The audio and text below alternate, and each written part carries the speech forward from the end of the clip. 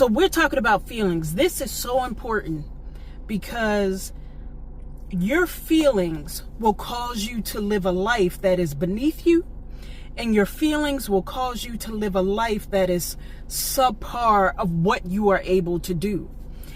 The systems of this world is set up for you to feel, but it's not for you to authentically feel your own existence, but for you to feel what's happening in the world. So the reason why this is such a detriment to us as human beings is because we will always look outside of ourselves for the feelings about ourselves, right?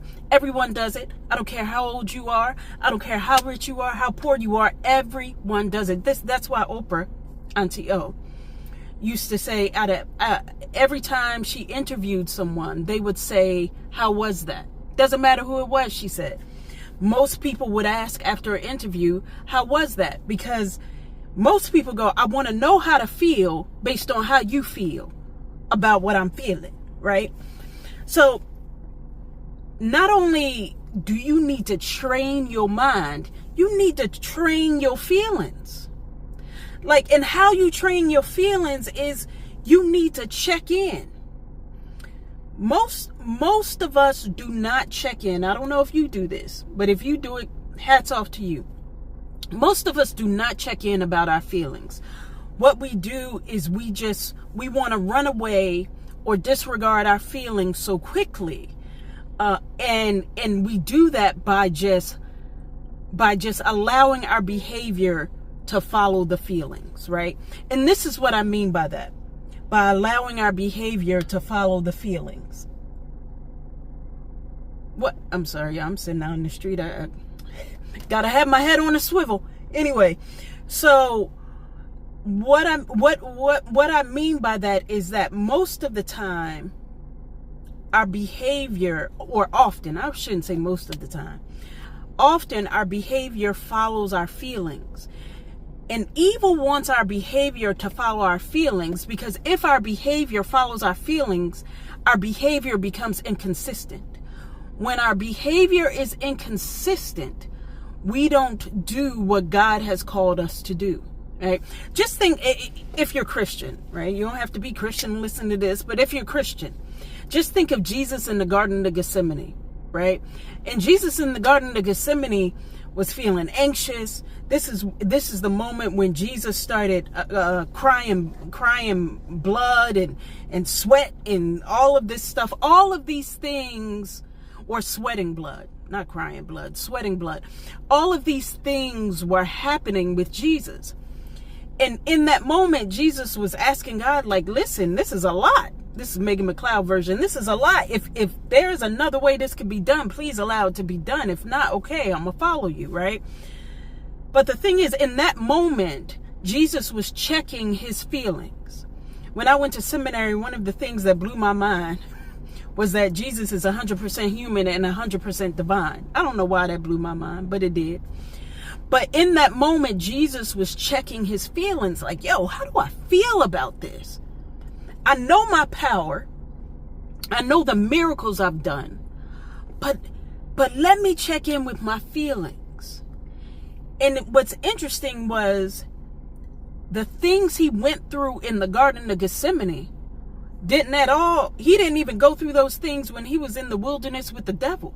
In the wilderness with the devil, he was just having conversations, 40 days, 40 nights. After the 40 days, 40 nights, and the devil came to him, after John the Baptist baptized him, and God said, "This is my son in whom I am well pleased."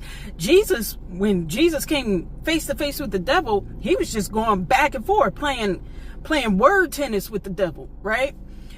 But he didn't go through the emotional and internal turmoil that he went through in the Garden of Gethsemane. Why? Because when you take time to face your feelings and to check in with yourself with your feelings, it sometimes becomes a wrestling match. Because when you're honest, you're like, dang, I feel this way? What? Wait a minute, I feel this way? God has me going through a transition right now. And one of the things that's affecting that are my relationships, right? My friendships. And not that I don't want to be friends with the people I'm friends with, but God is pulling me back a little bit, because God has to deal with me with some things.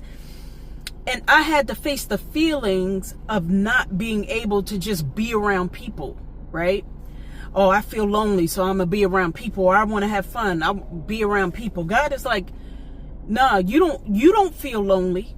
You feel like you want to be distracted. Stay in focus with what I have you to do. The feeling is not you are lonely and you want to be around people. You are fearful with what I've asked you to do, so you are looking for a distraction. Lord. Right? So this is why we need to be aware of our feelings. Because when we're aware of our feelings, we get to know intently who we are. And we ain't that bad, right? You're not that bad. You're not as bad as you think, right? You're not as bad off as you think. Not bad in terms of behavior, but you're not as bad off as you think, right? But evil wants us to become trapped in our feelings, so our behavior can follow our feelings. And it's easier for evil to take control of us, because there's two things. Your behavior follows feelings of faith, right? And even when you may feel depressed, it doesn't mean faith isn't present. Faith is always present, right? So that's one thing. The next thing is that you have to understand that your feelings is the fruit of your perception, right? Checking time. Your feelings are the fruit of your perception. It's like the car accident thing, right? When people see a car accident, if one person is standing on one corner, another person standing on another corner, you're going to get different stories. Even if they standing on the same doggone corner, you could still going to get two different stories of two different eyewitness accounts, right? I could be at the same event. Forget that. Here's a better example, right? This is much better. My sister and I grew up in the same household, was raised by the same human, our mama. If you talk to my sister, and not saying she's wrong, right? Because that's how she experienced her childhood. If you talk to my sister about our childhood, she's going to tell you one thing. She's going to have one perception. If you talk to me, I'm going to have a much different perception, and mine is correct. No, I'm just playing. But I'm going to have a much different perception. Why? Or I'm going to have, let me start that over. She's going to have different feelings about our childhood, and I'm going to have different feelings about our childhood. Let's do it that way. So she's going to have feelings about it. She's going to have a certain feelings about it, and I'm going to have certain feelings about it. Why? Because our perceptions are different. Our perceptions are different because we're different people. We think differently. We observe differently. Our foundation, our internal is different. So your feelings are the sum total or the fruit of how you perceive something. Right? So when you're feeling sad about something, like, I'll give you this. Take feeling sad for a day. Just take it for a day. Right? Like, allow yourself to be sad. After that day is over, go, okay, why am I sad? What am I perceiving in this situation that is causing me to be sad? I guarantee you it just don't have to do with that situation, right? It just doesn't have to do with that situation. I never forget, a friend of mine went through a breakup, and she said, well, I'm just going to be alone for the rest of my life. I'm never going to meet anybody. I said, well, why would you feel that way? Why would you feel like you're never going to meet anybody? And she said, well, because this hasn't worked. I said, so you're never going to meet anybody based on this one relationship not working? And then she said, well, no relationship has worked. All of them have treated me. I said, okay, now we get down to it. Because it's not just about this situation. It's about how you're perceiving, your feelings about how you're perceiving the amount of relationships you've been in that has not worked. That has not worked, right?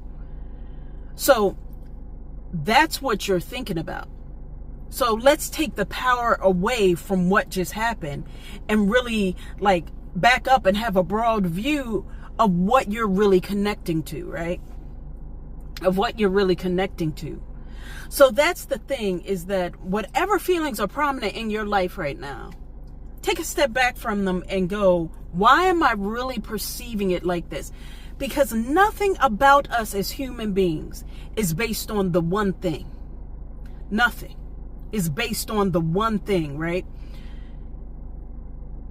It's based on a couple of different things. Psychologists say that we store up our feelings, we store up our emotions, right?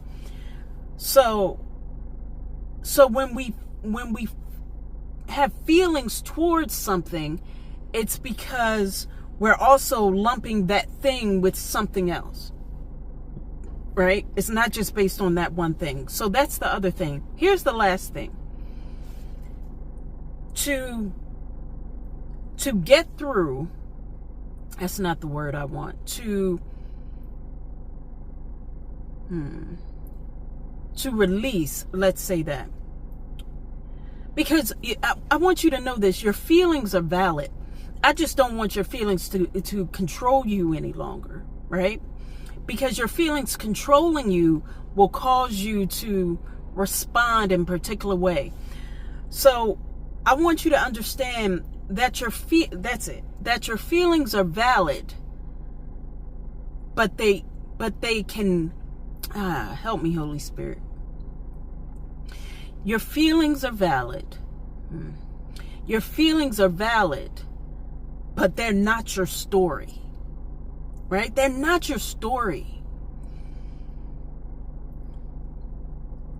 Some of us build our lives around our feelings. And when we do that, our feelings begin to fabricate our life, begin to tell lies about our life, begin to tell us things that haven't even happened yet. We standing in today, our feelings are telling us something about 6 months from now, right? And then we begin to build a life based on feelings. Just like the friend I just said, when she said, oh, I'm going to be alone the rest of my life. She began to build a life based on feelings. Her feelings began to control her, right? So I want you all to think about those things. Listen, if this helped you, press subscribe. I know I'm in the car. It's almost 11 p.m. Anyway, if this helped you, press subscribe. Subscribe. God willing, I'm going to post every Monday. But if this helped you any way, press subscribe. If you think this will help somebody who is feeling all the feelings right now and all the feelings are taking control of them, send this to them. Because we are bigger than our feelings, right? We are bigger than our feelings because we are the faith that has been given to us, that has been poured into us, right? We are the faith that has allowed the breath in our lungs, right? We are that, right? We aren't our feelings that are fleeting, okay? Our feelings are there to tell us where we are. They're not there to tell us where we're going or how we exist, right? So I want you all I hope this helped you, right? I hope this helped you. All right, let me end this. I'm dragging it on. Press subscribe, send it to somebody, share it. All right, it's only my second video, so I hope it helped. All right, let me push in. Peace.